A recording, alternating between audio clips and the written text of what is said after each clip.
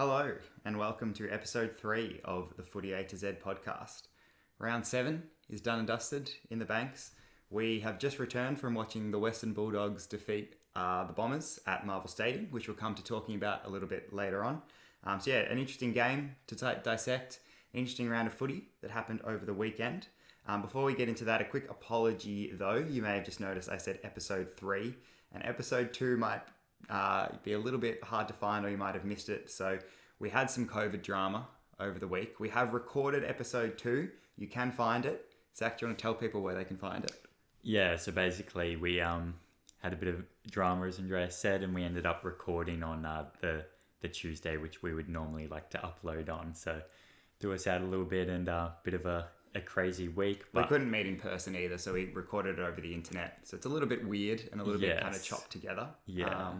But if you want to hear us talk about St Kilda and GWS, the game that now happened 2 weeks ago, track it down and have a listen. Yeah, for the sake of continuity, it'll still be up on your podcast services. Just look us up on Footy A2Z on wherever you get your podcasts, and with any luck, you'll find us. If you get your podcast somewhere and you can't find us as well, please let us know, because we're doing our best to become that wherever you get your podcast kind of guys. Yeah. So if you find one that we've missed, swing it our way. Exactly. Let us know. But anyway, as you said, this week we're going to talk about the Western Bulldogs and Essendon. Did you watch any other footy besides that match? Not really. It's been a very hectic weekend this weekend, but I managed to watch maybe like 20 minutes of West Coast Richmond, and then kind of decided I knew what was happening and didn't really need to watch any more of the game than that. Otherwise, I caught, the last 2-3 minutes of Geelong Fremantle, which was another interesting game. And Freo looked like maybe they are the real deal after all. We talked about that a little bit last week as well, but Freo definitely making that spot in the top 4 their own in the early part of the season. Again, with no Fife as well. Just, he's just looming in the banks. And Longmuir was saying that he's had a really open conversation with Fife that he'll play wherever the team needs him to as well. So shouldn't really be kind of any teething issues there from a team dynamic point of view. Admittedly, I basically watched no footy except for this as well, but can lay claim to having played 8 quarters over the weekend. Yes. I'm not sure if we've ever mentioned on here, but we actually play in the same team together. So we played on Friday night, had a nice win, and then another team with our club was short on the Saturday, so I backed it up. You had work, unfortunately, but how you feeling? Did another 4 quarters. I pulled up really well Saturday morning. Pulled up very badly Sunday morning. The hamstrings are rocks today. Yeah. I was going to say, do your hamstrings still exist, or have they just teleported themselves to another dimension? They certainly exist, and they're certainly making themselves well known. Cool. So we didn't really watch much footy over the weekend. We'll get that out of the way. I guess the interesting footy news story that kind of caught my attention from during the week, though, was that it was kind of a nice, heartwarming story to see Aaron Phillips becoming the first player to sign for Port Adelaide's AFLW team. Yeah, brilliant. And I think it was on the way to training this week. The announcement had kind of just come out, and Greg Phillips was actually on SEN. So I caught that interview, which was just great listening. He was just so bubbly, so proud, paid really good respect to the Adelaide Crows, and kind of spoke about the supporting role that he had to play, and kind of put his power pride to one side just for the time being, but is super pumped to pull the scarf back on and cheer on Aaron. And I don't think even Adelaide supporters, surely deep down, you'd be hard pressed to find someone who isn't excited to see Aaron Phillips playing for Port Adelaide. Yeah, there's definitely quotes flying around, what she dreamed of since she was a little girl, to represent the same club her dad did. So it's going to be very emotional to see her run out for the Power next year. And I'm also really looking forward to that first AFLW showdown, which should be now an even spicier affair. Yeah, absolutely. This is kind of kicking off the rivalry as well. Talk of Aaron potentially luring a couple more Adelaide players over as well. So, yeah, plenty more spice into the dish there. But speaking of games that are quite entertaining and fierce, the one we watched today at Marvel, maybe kind of not anything but. Yeah, maybe not quite so. We were actually there. So the first podcast that we've done where we've actually attended the game, it worked out well. So we just earmarked to get down to Marvel. It's a strange place. Yeah, we got into Marvel Stadium, admittedly, as Richmond supporters, not a place we go very often, famously.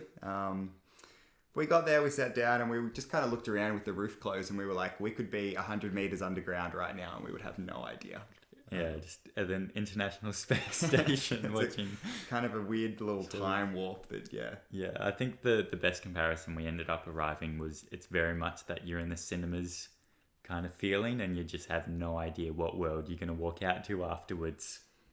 But it was nice to be at the game and sitting up high. I think we commented, you from an analysis perspective, you can see the whole field and you get a lot of value out of it that you don't really get watching it on the broadcast and the TV. Yeah. So that was fun as well. And just, being at a game as a neutral is kind of a fun perspective too. You can almost just kind of like relax and watch the footy a bit more without being so invested in your team. Yeah, plenty of conversation this week about broadcast deals and the likes. Yeah, everyone's kind of talking about, shows around the game and frequency of games and free to air and whatnot.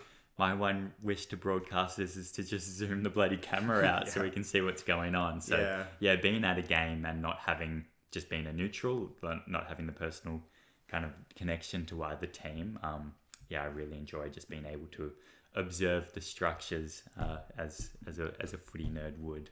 I think that having that neutral perspective as well, one of the things we commented on was that a lot of people yelling at the umpires just sounded very silly the whole time. Whereas when you're doing it and your team's involved, you think you're a perfectly rational human being.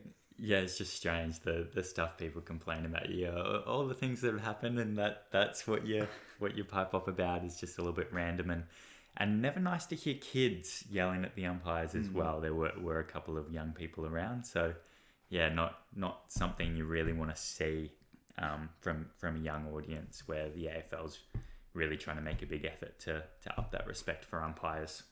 I think the other thing that we got a nice view of, which is something that a few people have actually asked for on the channel before as well, so maybe if we get a chance to do a few more of these, we can turn it into a video, but was the forward 50 setups at centre bounces.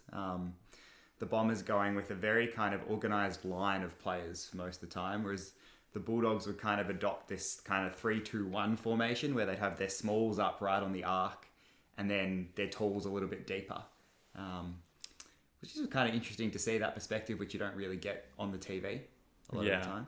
For soccer fans, it was almost like the Essendon, not going across the field though, going up the field was like that classic at the corner when the commentator goes, they're all at the bus stop, everyone's got their ticket, and they were just in a neat little row, basically leading up the spine of the ground. And probably the Bulldogs really putting that emphasis on stretching the ground was just a pattern that we saw not just at stoppages, but just across the entire match, kind of making Marvel look bigger than it was. Yeah, and really trying, I think, a lot of the time to suck the game over to one side and then all of a sudden release it out the other. So I guess kind of the main takeaway that we had from the game, and the reason the Bulldogs were able to set up such a convincing win for themselves, was that they just did it way too easily off half-back pretty much all day. And that was a big part of it, is that ability to open up the ground for themselves and really pinpoint their way and slice their way through. Caleb Daniel looked like pretty much one of the best players on the ground all day. Bailey Dale was great as well. So 32 touches for Daniel, 28 touches for Dale. And when you throw Ed Richards in to that trio, sort of floating across half-back as well, about 1,800 metres gained between the three of them. So even though the possession stats and the stoppage stats were actually quite even, and the Bombers actually did quite well with Parrish and Merritt around the ball, as soon as it went to transitioning from end to end, the Bulldogs absolutely did that part of the game a lot better than the Bombers all day. And some of that field kicking was just phenomenal. Like the confidence to really hit to players running on what we would maybe call unusual diagonal leads away from the ball carrier at times into the wings was just really just class A and a pleasure to watch at times. I'm not sure whether you mentioned there the bounces, 12-13 for the Bulldogs was ridiculous, and actually a really good measure of just how much time and space a team has. And the amount of times that perhaps Dale even started a chain of play, whether he won a free kick or took a kick out, and then was on the end of a ball coming in, or delivering the ball inside 50 again as well. Yeah. Just showing really poor accountability from Essendon's half forwards. You actually made a comment on Guelph for kicking the first goal. Oh, that's Daniel's man. Like that's kind of one that he's managed to sneak back on Daniel playing a more attacking role, and he's gotten out straight away. From that moment, basically, that was the end of any kind of claim Guelphy had in that battle, and Daniel just ran off him all day, and you didn't really see Guelphy apply any more pressure to him. Yeah, Daniel pretty much did whatever he wanted across half-back for a lot of the day. It was interesting as well, from up high, you could see he'd kind of pick his moments to maybe come up and sit a bit closer off the back of the stoppage at times if he felt like that's where he needed to be, or sometimes sitting a bit deeper off and sort of sweeping across half-back a little bit more as well. But yeah, both Daniel and Dale really good at being involved in that first passage of play and then taking off and getting the handball receive or something like that a little bit further up the ground. No Will Snelling in the Essendon side today as well. Anyone who's watched the channel might have noticed him pop up surprisingly highly in our All-Australian videos in the pressure forward stat. So that might be, an area where they were kind of lacking from his input there to maybe go to one of Daniel or Dale and just be a bit of a nuisance. But yeah, just way too easy for them on that account. Speaking of players we like as well, it was good to see All-Australian by the stats forward Mitch Wallace back in the side and playing, a decent game, playing his role, I think, as that goal kicking, but also pressure applying forward. A couple of goals for Wallace and looked lively and dangerous around that Bulldogs forward line too. Yeah, just managed to find himself a little bit of space, which is as you said, that's his role, that's his job, kick a couple of goals and just good. I don't think there's a person across the league who really takes any offense from Mitch Wallace doing well. I mean, so no one wants to see him do badly, and it's always kind of the consensus that he's too good a player to be playing in the twos as well, and would get into just about most other sides in the competition. Hopefully he can find a way, and the Bulldogs can find a way to keep him in the best 22 this year. Yep. Another player who I think also snuck into our All-Australian by the stats team last year, and maybe even the year before, was Zach Merritt. The leading possession getter on the ground with 36 touches today, 27 of them handballs. I think we were looking through it, and he was first for possessions, but kind of like 15th or something for metres gained around the ground. Yeah, I think in the 300s, and like that 27 handballs for 37 touches. Zach Merritt, you'd probably put in the top 5 best kicks in the AFL, and he's having, you're the maths guy, whatever percentage of his handballs, of his disposals is handballs. Slightly more than 2/3. It's go with that. Although they were very good handballs, and he was actually more often finding a target than not, the Bombers really lacked that kind of conviction with the ball on the outside. So that's maybe something where they really need to reassess. Maybe Merritt and Parrish are competing with the same ball for the same ball there, and they need to maybe layer their midfield structure a bit more so that maybe Parrish wins the ball and is able to then release Merritt, and then he becomes the kicking player. Because that's something that they really missed today, especially in comparison to how good the Bulldogs halfbacks were. Yeah, so Merritt 36 touches, 27 handballs. Parrish 32 touches, 19 handballs. Interestingly, Dylan Shiel sat out most of the first part of the game until he came on as the medical sub a little bit later. So he's another one perhaps who you'd maybe look at as that line-breaking player. Nick Hind not in the side at the moment. Also potentially a player who could give some of that polish off half-back. And I mean, even, you look at the stats and you see Dyson Heppel and Mason Redmond across half-back for Essendon still got heaps of the ball as well. But I think you used the word conviction a few moments ago, which is a great way of capturing it. The Bulldogs and that, those 12 bounces to 3 again really shows you just looked like they actually wanted to achieve something whenever they got the ball off half-back, whereas the Bombers would get the ball off half-back and there was no dare and no urgency to try and move it forward. Yeah, because Redmond was actually one who I was looking at his kick-to-handball ratio, and his kicks were quite high, but he still had a very similar metres gained to Merritt and Parrish. So probably a lot of kicks, just kind of those short 45s, very much deeper in the ground than they would probably want, trying to pick the way through the zone. And no real line-breaking ability to try and get him to get the ball a bit deeper.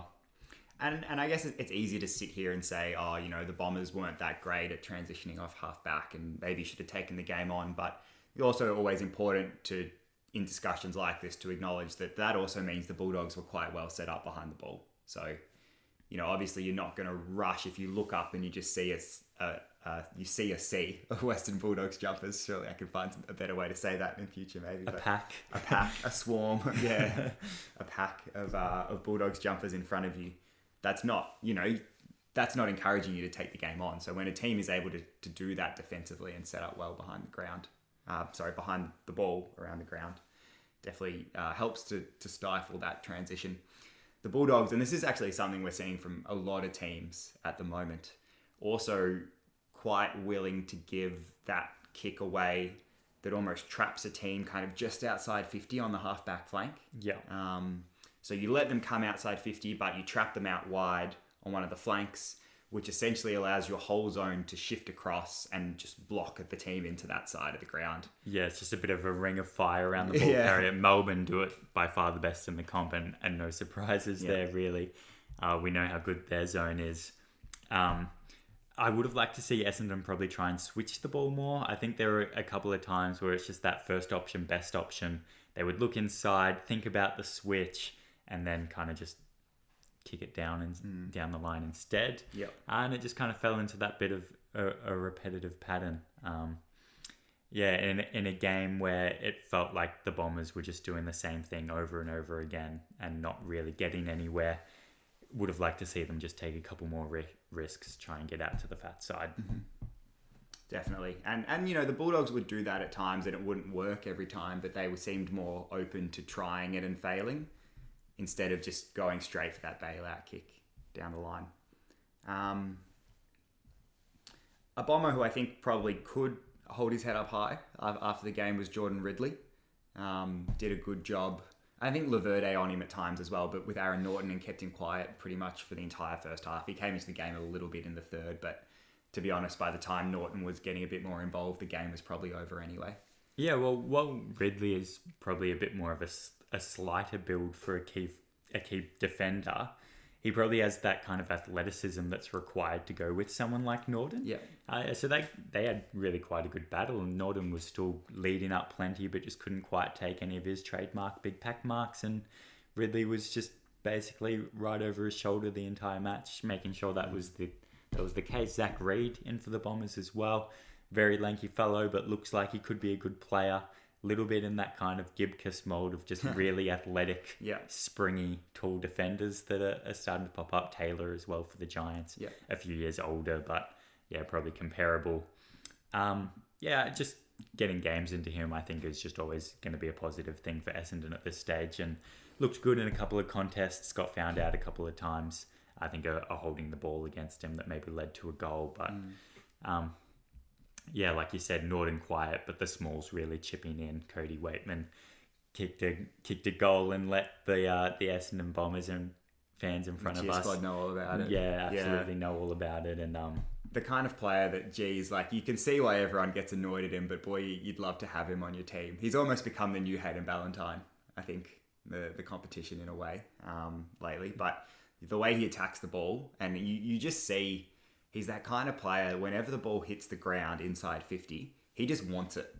And he's just going to do whatever he can to try and get to it. And then once he gets it, he just wants to kick a goal. And there was one, I can't remember, I think it was Cordy he pulled it back to in the forward pocket. But he had dodged around a couple, managed to win the ball, was about to take a risky snap from the boundary and just saw Cordy on his own at the last second and managed to pull it back. Yeah, just took every fibre of his self-control to do the team thing. And I'm sure he has, great team values and just wants success for the Bulldogs. But it's not necessarily a bad quality that he wants to take it upon himself and be the one who kind of bursts through the lines and kicks the goal there.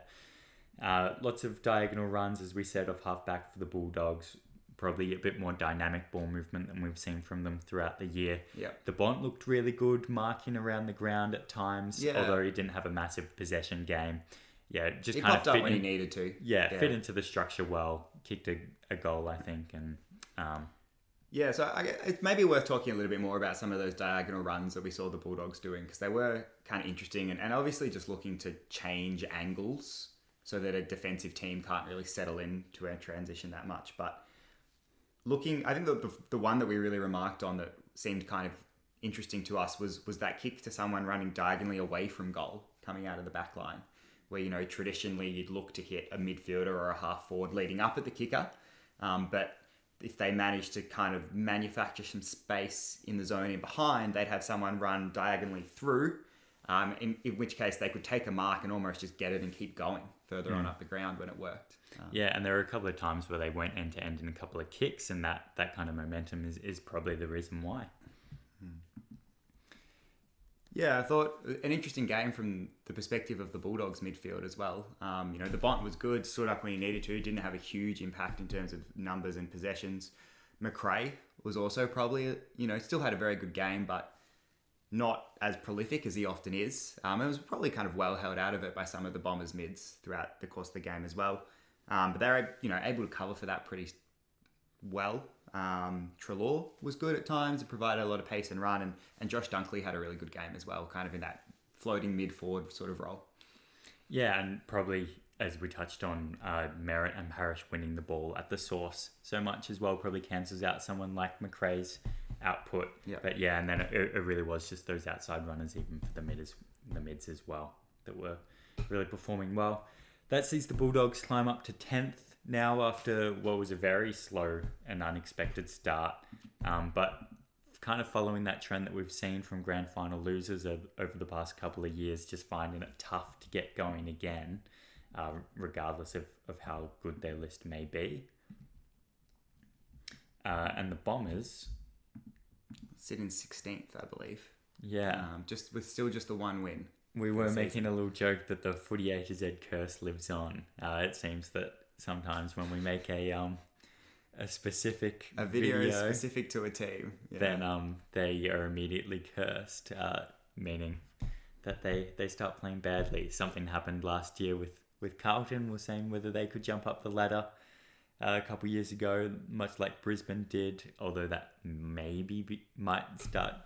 I still hold that we were right. That video was right. We were just early. Yeah, just very... it was cool. We were talking up Carlton before Carlton were ready for it. Yes.